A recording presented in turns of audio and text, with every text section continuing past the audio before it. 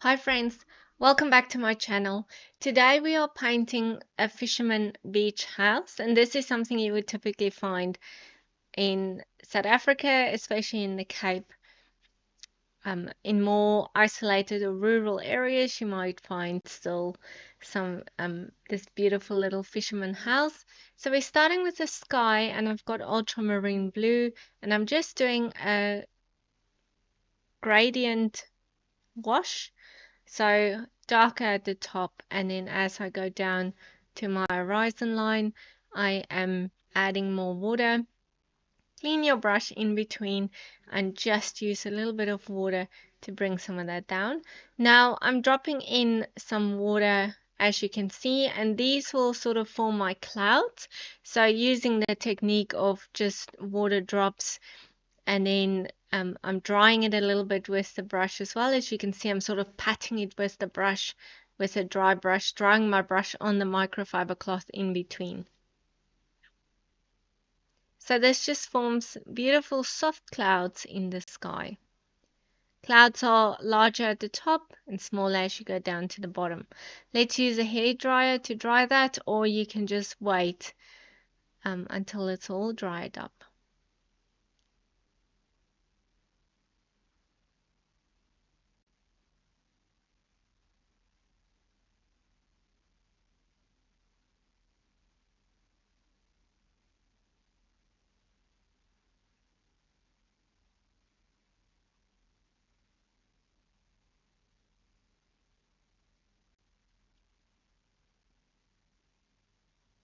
Okay, I've got my ultramarine blue here that I'm using for my ocean.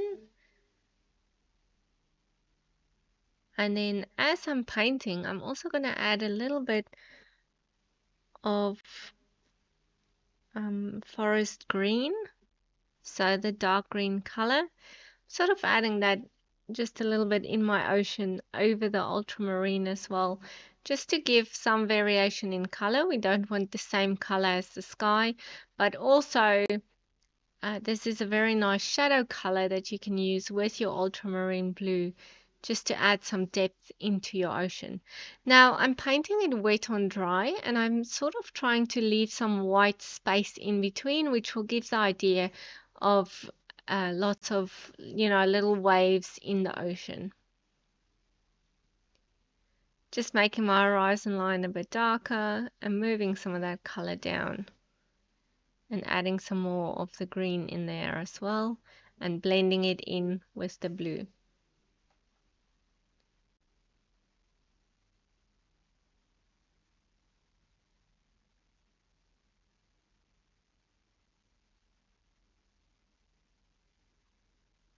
So just try to leave some white space in your painting for the waves.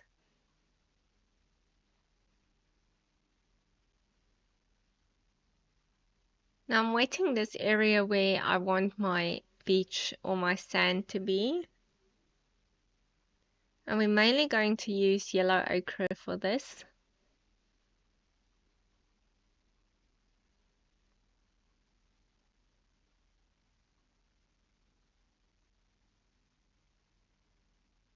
So I'm starting at my beach, at my shoreline.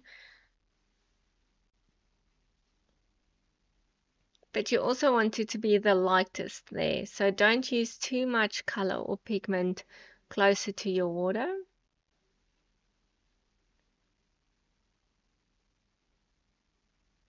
And then we'll make it darker as we come closer to the foreground.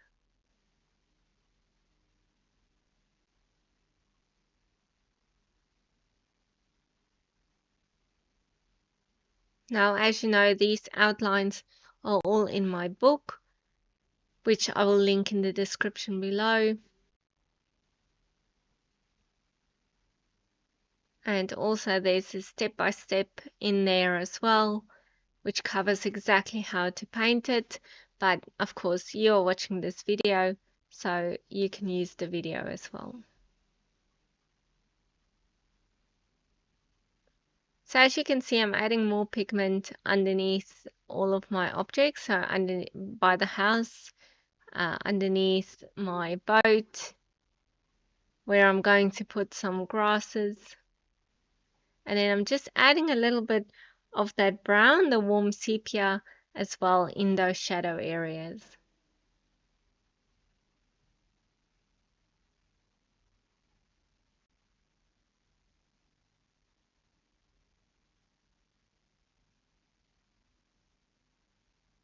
Now this is sped up a little bit, but of course you're welcome to pause and paint and then continue watching as well. So I'm doing a voiceover and I've just sped it up a little bit so that you can sort of go through it and see the technique, but you can also pause when you need to.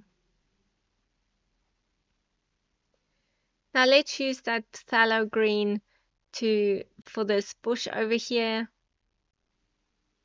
especially the top part of it where the light will hit. And then as we go to the darker areas, we're using that forest green more in the middle of my bush.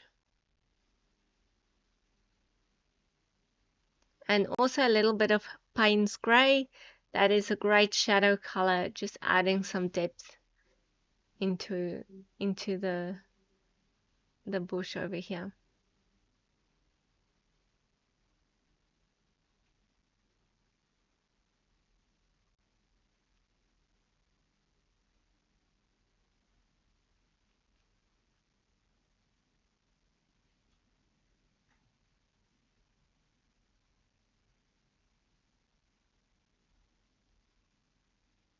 So there's a small tree next to the house as well, and I sort of used the same technique. Some of that phthalo green and then some of the forest green.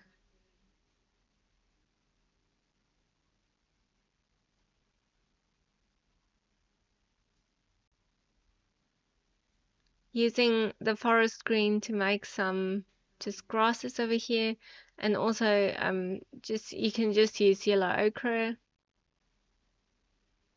for it as well.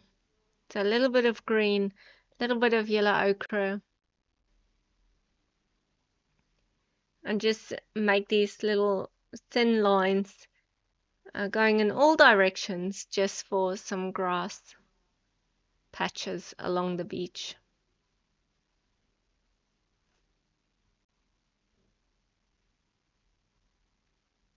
Now I'm painting my boat. You can of course paint this any color you'd like.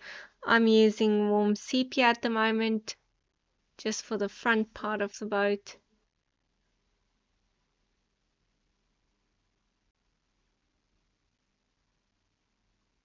And also the bottom where your boat will be darker in the shadows.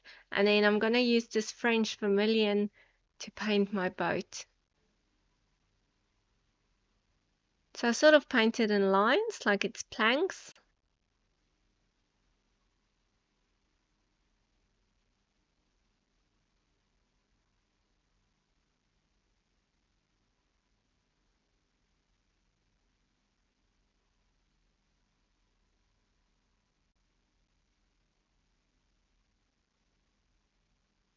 Now taking a little bit of Payne's Grey and just adding some shadows into my boat, especially here at the back and at the bottom.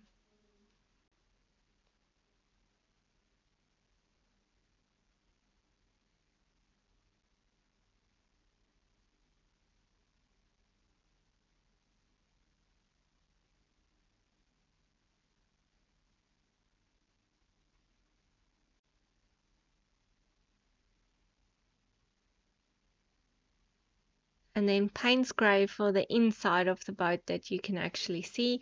So first this is the inside at the back, and then I'll do the side, the left hand side of it.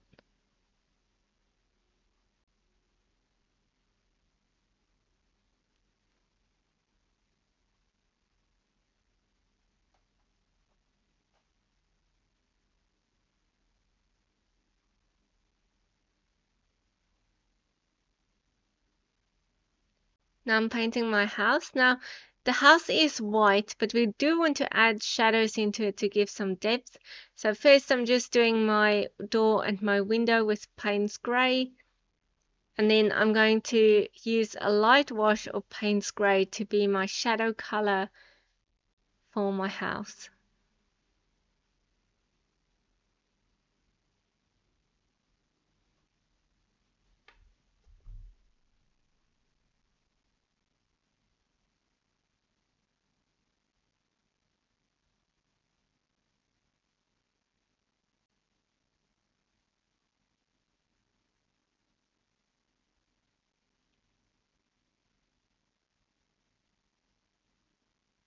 So here I'm painting the whole side of the house with that Payne's Grey shadow. Remember, in watercolor, it normally dries a bit lighter than what you are actually painting it. So you do want to up those shadows, especially if you want to create that depth in your picture. So don't be scared to make your shadows too dark because it will dry lighter.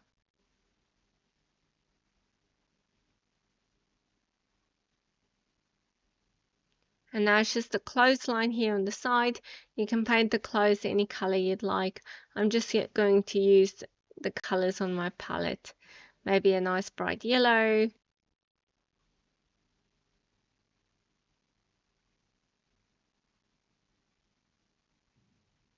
Some French vermilion.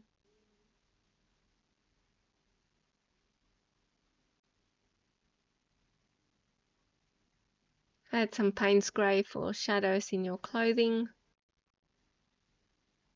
That's hanging here on the washing line.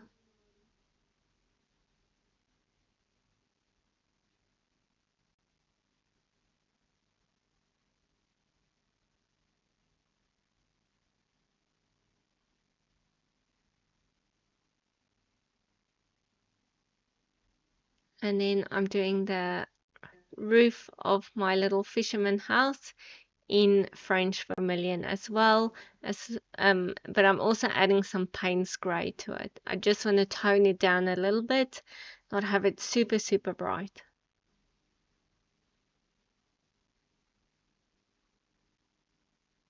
I hope you've enjoyed this video. Please share with me if you paint this from my book, and I'd love to see your paintings as well. Thank you for following along with me, and happy painting.